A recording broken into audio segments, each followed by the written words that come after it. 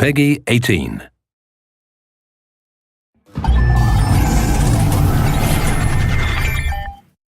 Hello everyone, I'm Colin Graham. I'm the animation director on Watch Dogs, and today I'm excited to present to you a vertical slice of the Watch Dogs free roaming experience. So actually, this is not a mission. Everything we're going to showcase today is completely systemic, and we're free to do as we please. We start off in the wards, the low-income district of our interpretation of Chicago. When creating the world of Watch Dogs, we wanted to stay true to the city and give a unique flavor to each and every neighborhood, not only in terms of the architecture, but also in terms of the people that you'll encounter and what is happening in their day-to-day lives. In the wards, you'll see working-class citizens, rusty cars, gang members, abandoned houses, and low-grade pawn shops. It's really not the kind of place that you're going to want to be alone after dark. Nowadays, modern cities are increasingly managed by software, controlling traffic lights, electricity grids, and surveillance systems. In our version of Chicago, this management software is called CTOS, or the Central Operating System. The CTOS controls everything in the city, and it was created by the Bloom Corporation. Since the CTOS has been installed in Chicago, people get to work faster, the crime rate is dropped, and the communication networks are now more accessible and stable than they ever were before. It goes without saying that if everything is connected, somebody able to take over the system would be extremely powerful. At this point in the game, we don't have control over this district's CTOS system. The icons that you see over people's head mean that we cannot hack into their mobile devices at the moment. We need to find the CTOS control center, install a backdoor virus into the system to take control over all of the infrastructure in this district. There it is, the CTOS control center.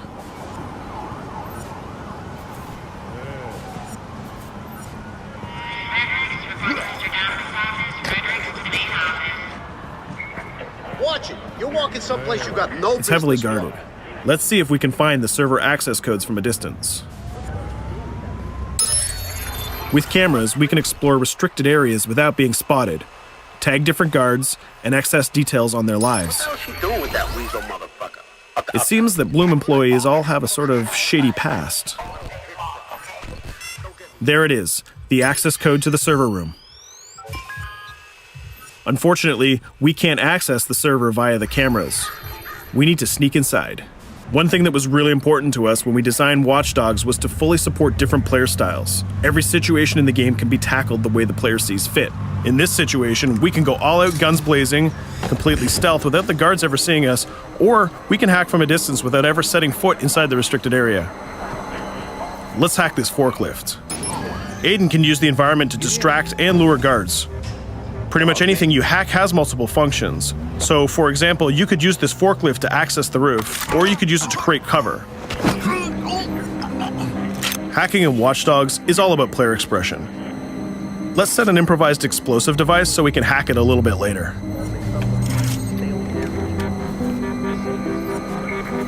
You'll also notice Aiden's low-profile stance.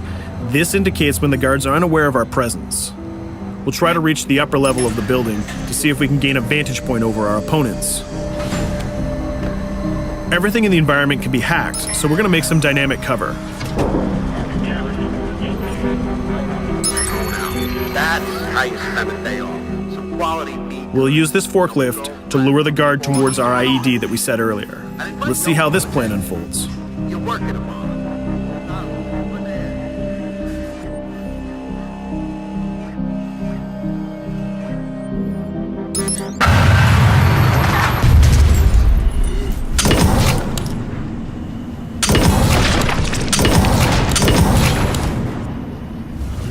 What you just saw is called focus.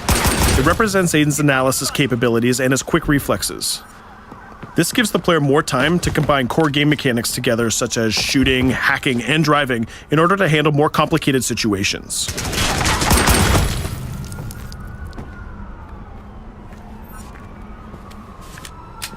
Now we can access that control room.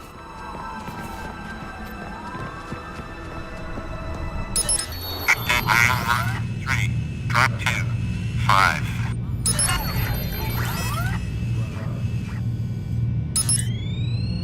Now we'll be able to hack all of the devices connected to the CTOS within the districts. Thousands of cameras, traffic lights, the electricity grid, and most importantly, all of the citizen information profiles. We can also benefit from the Chicago Police Department Crime Prediction System, which uses facial and pattern recognition to spot potential criminals or potential victims.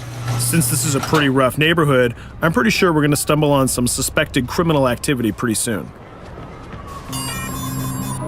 And there it is. The system just pushed an alert of a potential crime. We can see the system trying to triangulate the location on our minimap. Take note, this isn't a mission. This can happen anywhere at any time. We've just spotted a potential victim. It's always up to the player if he wants to investigate or not, to take action or not. So let's see how this turns out. Yeah, you're right. Could I just...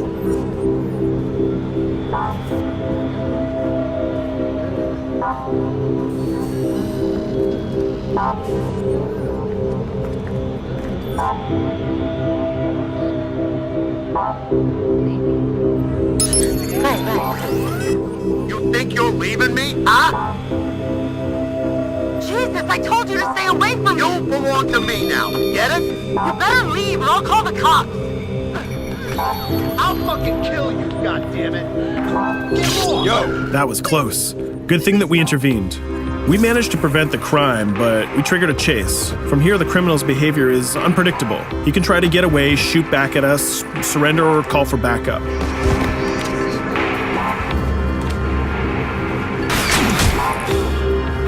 It seems like he decided to get away by car. Let's chase him down. In Watch Dogs, we have a wide variety of vehicles. Each one of them has their own unique properties and handling. Let's see how we can use the CTOS to our advantage to neutralize this criminal and leave the cops to deal with him later.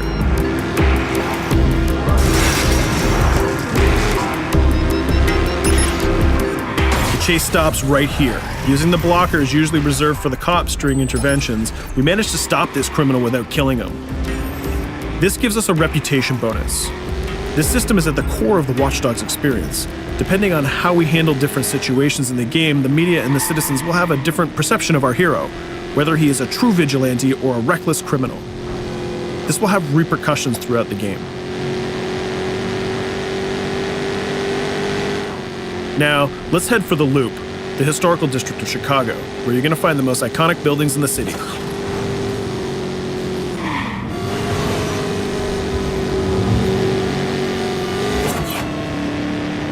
We're going to go to a gun shop to see what arsenal is available for players. The economy is a big part of Watch Dogs. Players will be able to grow their arsenal with weapons and craft their tools in order to increase their power and their hacking abilities.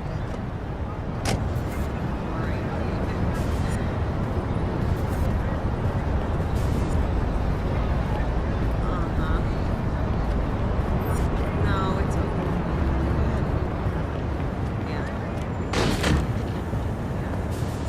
You will find all of the weapons that you would expect in a traditional shooter. Pistols, assault rifles, guns, sniper rifles, and grenade launchers, just to name a few. A lot of bullets were fired in our last encounter with the CTOS guards. Let's stock up on some more ammo. Finding everything.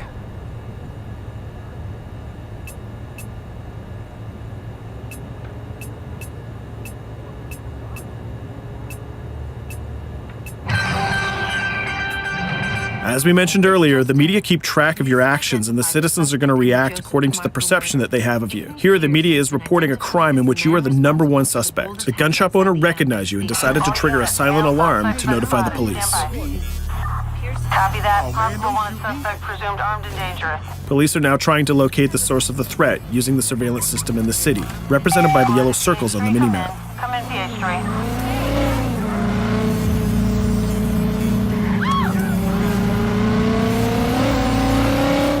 Aiden is able to stall their efforts by hacking into their communication systems while avoiding the scanning areas.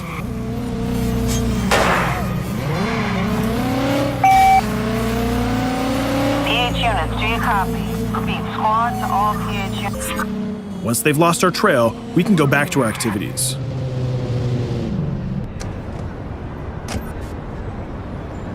One thing that Bloom did to win over the population of Chicago with the CTOS project was to install free Wi-Fi hotspots throughout the city. Free Wi-Fi is cool, but not very safe with someone like Aiden Pierce around. Hacking into this box is going to give us access to every device that's connected to it. So let's see where that brings us.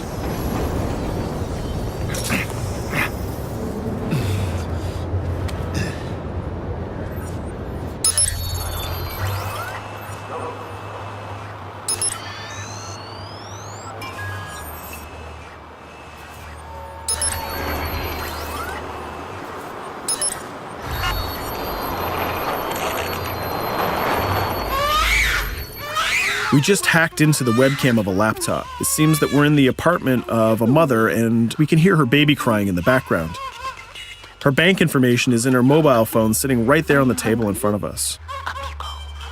It's totally up to the player whether we decide to steal it or not. Of course, this won't affect our reputation because nobody can witness this action.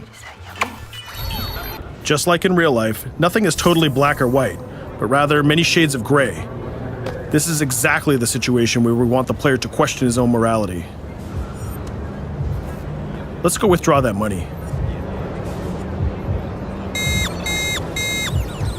If you think that you're alone, think again. Aiden is not the only hacker in town. Someone's trying to install a backdoor virus on Aiden's phone in order to steal a portion of the information that he's gathered through the game so far. First, we're gonna have to reach the area where the signal is coming from.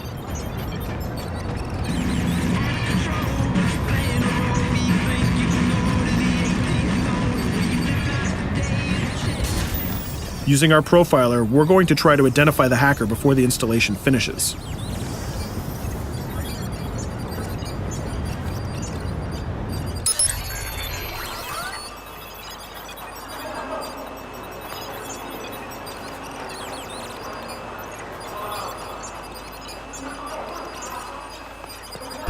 There he is.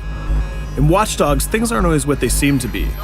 This is actually another player that seamlessly came into our single-player experience. Let's not let him get away with this. We're going to teach this guy a lesson.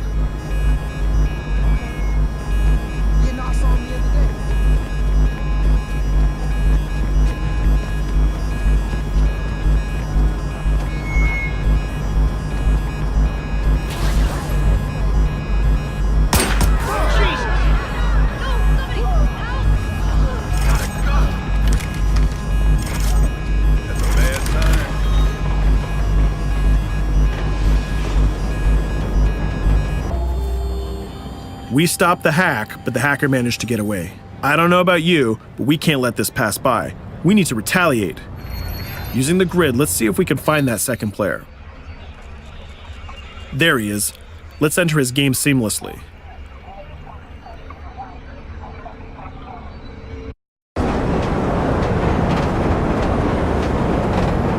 The second player is not yet aware of our presence.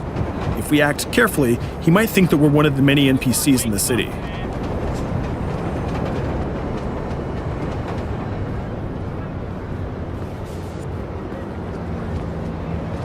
What was that?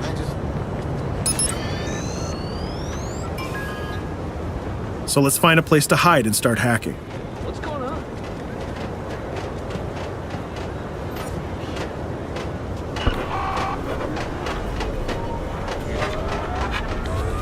The second player has just been alerted that a breach has occurred on his phone. He's trying to find us using his profiler.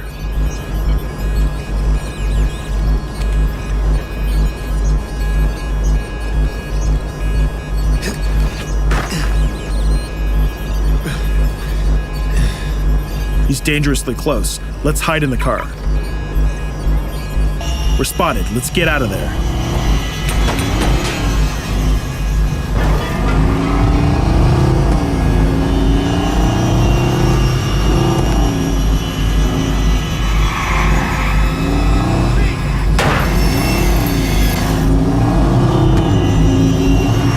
Let's set up an ambush right here.